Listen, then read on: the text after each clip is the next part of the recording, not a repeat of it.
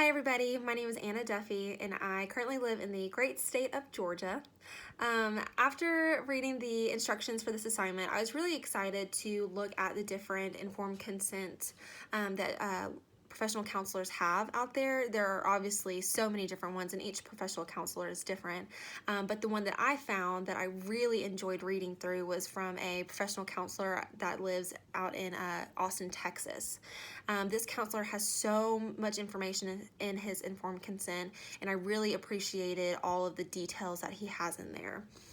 Comparing it to the ACA Code of Ethics, he has a lot of great information that the ACA Code of Ethics suggests licensed professional counselors have in their informed consent.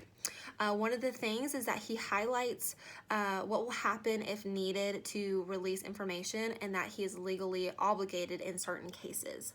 I think that it is important for clients to know and to understand that professional counselors do have a legal obligation when it comes to releasing information if absolutely necessary, because yes, there is confidentiality, but the client also needs to be aware that if something legal does come up, that the professional counselor must release any information or hand over that information to whoever may need it. I think that that's important for clients to understand. He also writes out how referrals will happen if absolutely necessary. In the ACA Code of Ethics, there is a section that talks about referrals and how referrals are not allowed unless the professional counselor is incompetent in the area that the client does need help with. So he does state that he will not make a referral unless there is a specialty case where he feels as if he is not able to help and assess the client as much as he needs to. So I think that that's important for clients to understand as well. One of the things that he does not have in his informed consent that the ACA Code of Ethics suggests having is his qualifications, his experience, and his credentials. I do think that it's important for professional counselors to have that in their informed consent so that the client is able to understand the background and the teachings and the experience that a professional counselor has had, because I think that that will allow clients to feel more comfortable. To some clients it might not matter, but I think that it is important to have that information in there so that the client is at least aware of what the professional counselor is able to offer to them. Looking at the informed consent compared to the Georgia State Code of Ethics, he explains in his informed consent the different therapies that he offers. I think that this is extremely important because this can help clients know and encourage them in the fact that if one type of therapy is not working for the client, that the professional counselor is able to try something different.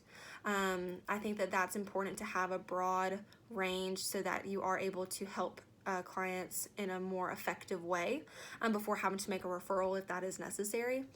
And he also explains that he does go with the best interest of the client, which the Georgia State Code of Ethics does suggest that professional counselors do. One of the things that did stick out to me of his informed consent was how he talks about the multicultural awareness. He does have a specific statement in there about it, and he talks about the different life experiences he's having, the different places that he has lived, the people that he has interacted with. So he has a very broad range of background when it comes to the clients that he has helped. In the Counseling Today text, The Foundations of Professional Identity, it states, the need for culturally responsive counseling is evident as the U.S. population is becoming more multicultural, multi-ethnic, and multilingual. I think that that is super important for a professional counselor to have and to offer to clients. So I think that it's really great that he has that statement in there so that they are aware that he is able to assess and help all different kinds of backgrounds for clients. My question for everyone and for the professor, after reading all this information and kind of seeing the different types of a code of ethics and like what's more important. Like one thing that I see overall that is very consistent is the legal aspect of it and the release of information. So my question to you is, what do you think is the most important aspect of an informed consent?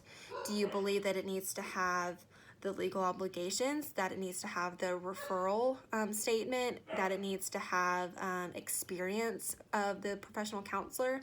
I just want to know like what you believe is the most important part in having an informed consent. Thank you.